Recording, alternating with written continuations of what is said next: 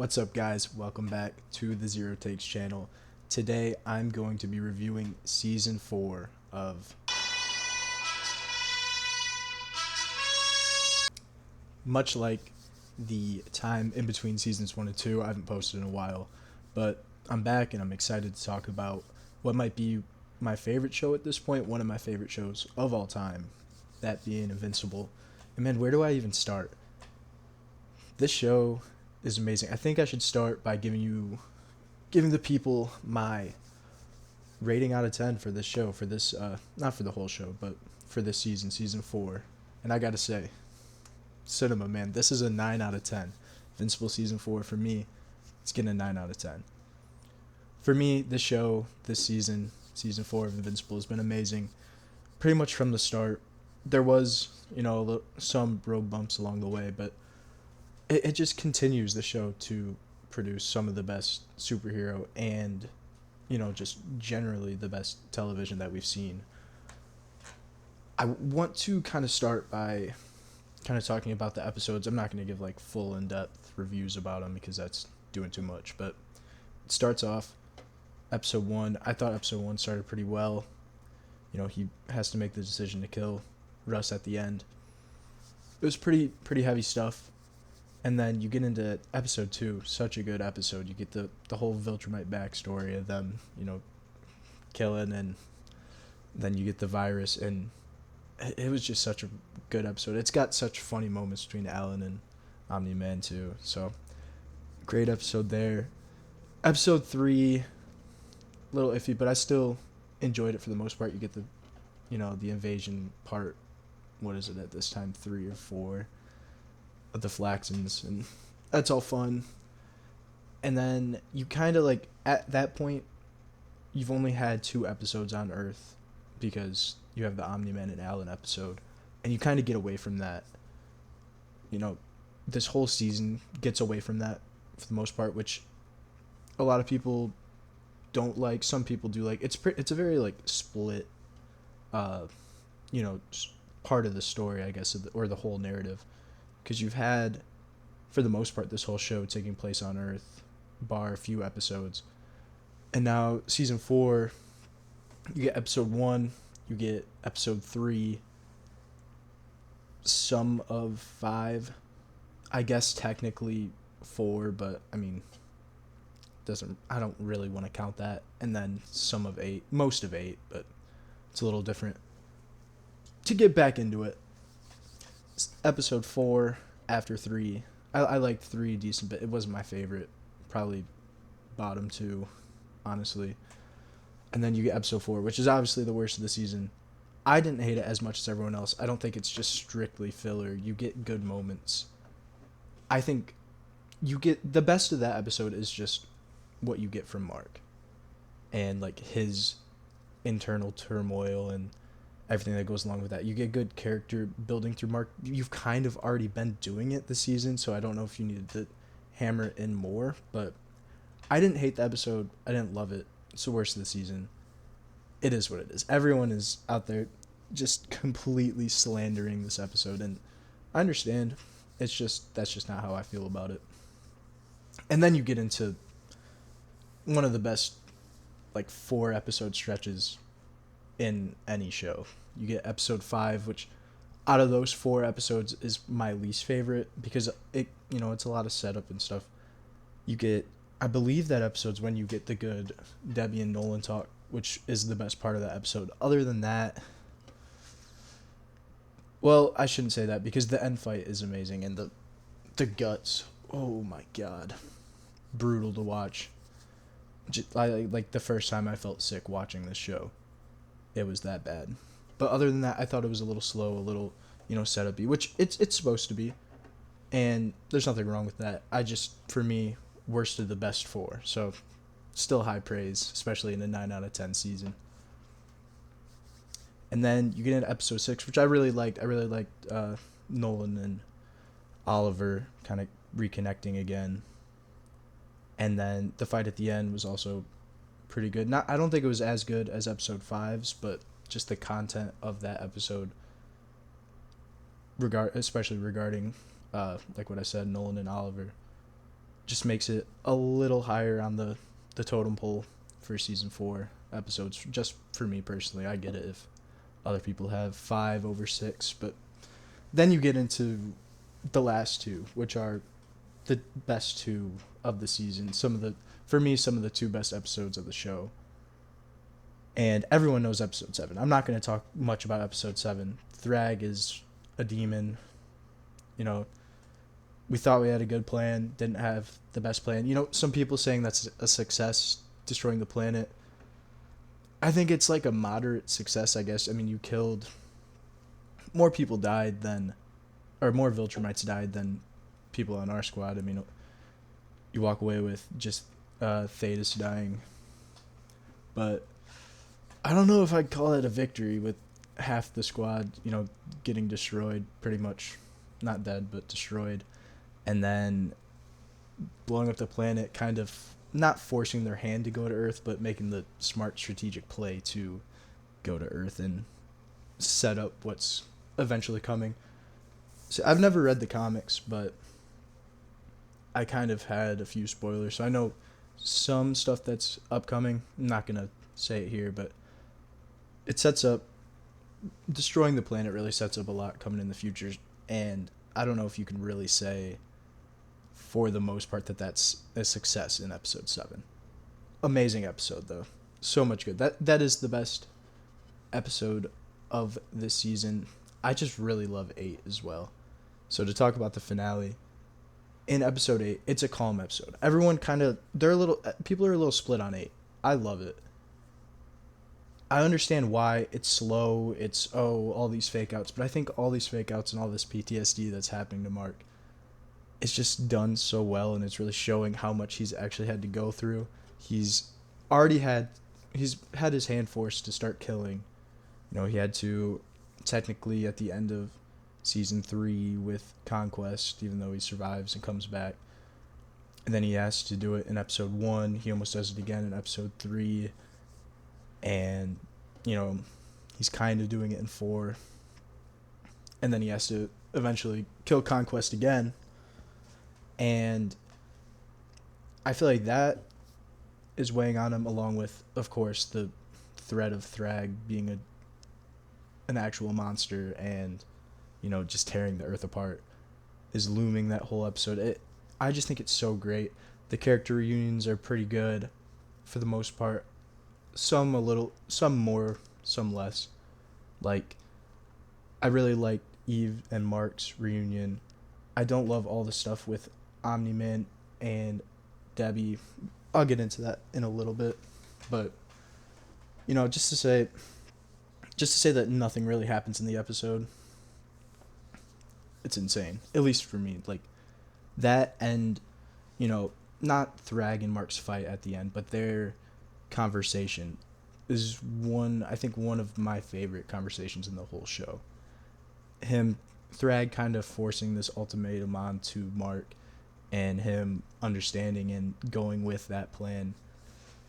It's just so good. And Mark, like, the PTSD throughout the episode leaves him kind of to make that decision, along with, you know, his love for Eve.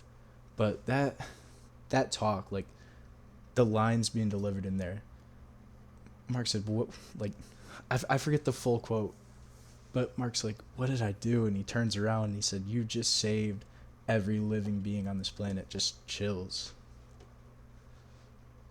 Such a good episode. I don't understand the hate for that episode at all. But yeah, I was kind of like averaging my episode ratings for this season, and it came out to be like a little under 9. I bumped it up to 9 just because my overall feeling goes into it. Like, if I have a show that's like rated 8.7, if I actually like nerding out and rating every episode and doing that shit, which I sometimes do, I can get like that. And if I feel like bad at the end, I'll bump it down to like 8.5. But this one was like 8.9. I'm like, I'm giving it a 9. I'll talk about the characters. Mark was great all season. All the stuff with Mark was great. I think if you watch this show, you can recognize that. You don't need to hear that. Now, I'm going to go on the defense of one character that gets a lot of hate, and that's Oliver. He's not my favorite character, but everyone's like, why is he doing the same shit over and over? And it's because he's literally like 13. He's poking the bear. Now it's an extreme, a very extreme situation of poking the bear, but he's got to learn one way or another, and that's how it's going to be. And then I think that the other big aspect of this season, other than people calling Thrag a bitch, which obviously he's not, he's kind of proved that. I do.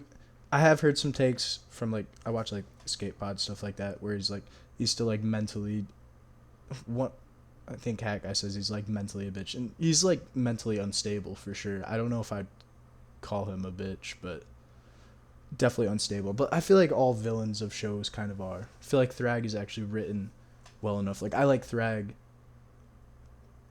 already a lot more than I kind of like Conquest.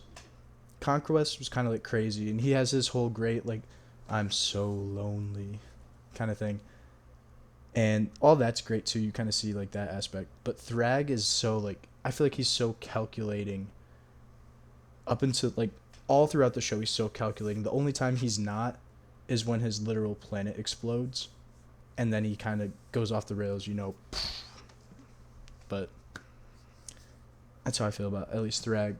What I really wanted to talk about though was the Debbie and Omni-Man stuff, because that is also a big contentious point over this season, especially if they like kind of get back together, because there's like little hints that they might or at least get on better terms. I don't know if I would love them getting back together. I really don't. I don't think I care either way, because I don't think it's going to affect who Debbie is as a character, and she's such a good character where I don't think it's going to change her values or morals to the point where she can still be the mother that she is to Mark and Oliver and this parental figure to other characters like Eve. I don't think her getting back together with Omni-Man is going to like become such a huge issue to where her character is ruined.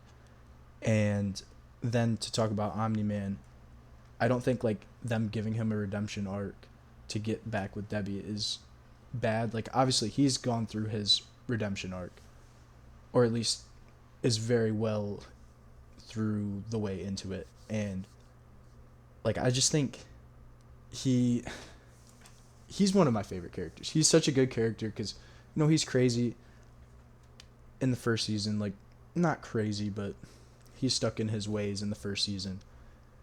And I just feel like the journey he's gone on, it would be understandable if he got back with Debbie, but it would be understandable if they didn't make it that way. I don't think either way it's going to turn me off or make me dislike the show or dislike the writing either way if they get together, because if they don't do it, it shows that like Debbie's strong, but if they do, it shows her redemption. Like they literally said it in the episode, I think episode 8, like you believe in rehabilitation, stuff like that.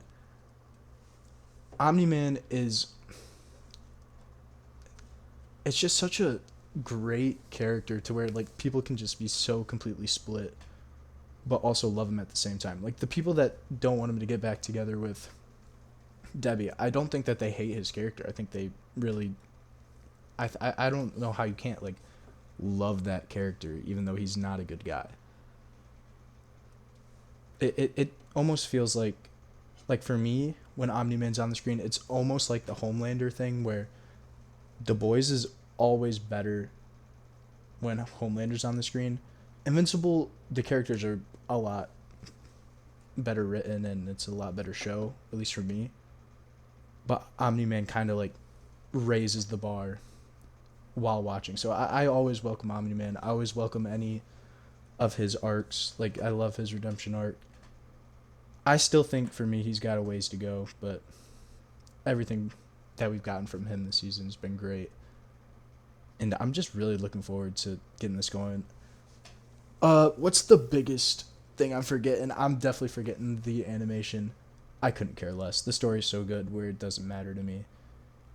Like if this show was the most beautiful animated thing ever and we get it every 4 years, I wouldn't want that. I would love it to be that, but I love how we're getting this show every year because I watched this show 2021 when it came out, and then we didn't get season 2 until what, 2024 ish. I don't want to wait. Like, realistically, I don't want to wait 3 years to get season 5. Like, I think from what I've heard, we're like halfway through the show. Just give it to me every year. I'd love to see it. I don't have an issue with the animation. Obviously, it's not great. I don't really fault them for that because they got to rush it out. And, the rumors, like, they're paying, whoever to be this minor character. I think if they give a good enough performance, it's better than me looking at it. Like, the performances are really making the show, and sometimes I just don't need to see it be beautiful, like Lucan looking at his planet, wide eyes like he's a little kid. Funny ass scene from this, but I just love the show. That's all I can really say. This season's been great. I would like to kind of rank the seasons just as it is now. I'm not going to do a video on it because there's only 4 seasons. It's going to be like 5-minute video. Not really worth it. But for me, you can't really top season 1. Season 1 is a 11 out of 10, almost like perfect season of television. And then I go back and forth on this season and season 3. Season 2 is last. I would really like to revisit season 2. I just don't really have time. There's so much shit out right now. I got to get to Daredevil, but that's a tangent. We're not going to worry about it. I'd really like to get back and watch season 2 again because I keep seeing clips, TikTok and stuff from season 2, and it's so great. Like, there's some really good stuff between Cecil and Mark in that season that I really want to revisit. But for now, let's go on the bottom. And the biggest part for me for season 2 being last, I really don't give a fuck about Angstrom. His character, I think from... And I love the actor that voices him. I think it's Sterling K. Knight, I believe. Don't quote me on that. If it's not, I'm sorry. I believe that's who it is, though. His character, even from the first episode he was introduced in season 2, it just kind of pissed me off. I enjoyed him, and then it, the shit happens, it explodes, Muller twin stuff. And then I just don't really find his motivations, at least toward our Mark. I know he's a little crazy, but his motivations are not my favorite, and I just don't think he's really that much of an engaging character, especially when you look at the big bads, I guess, of each season, which season 3, you can say it's the Invincible War, but really it's Conquest. Conquest is way better. Thrag's better, for sure, and you're not beating Omni-Man season 1. So yeah, season 2 is last. And then I flip-flop 3 and 4. I think I'm going to go season 1, season 3, season 4, season 2. I don't want recency bias I don't want to put 4 at the second best spot because of recency bias, but I do really love the first episode this season, and I love the last 4. I enjoy and I really love episode 2. There's 6 great episodes in this season, and I think there's roughly the same amount in season 3. Season 3 starts off so well and finishes so well that it's hard to really pick and choose between.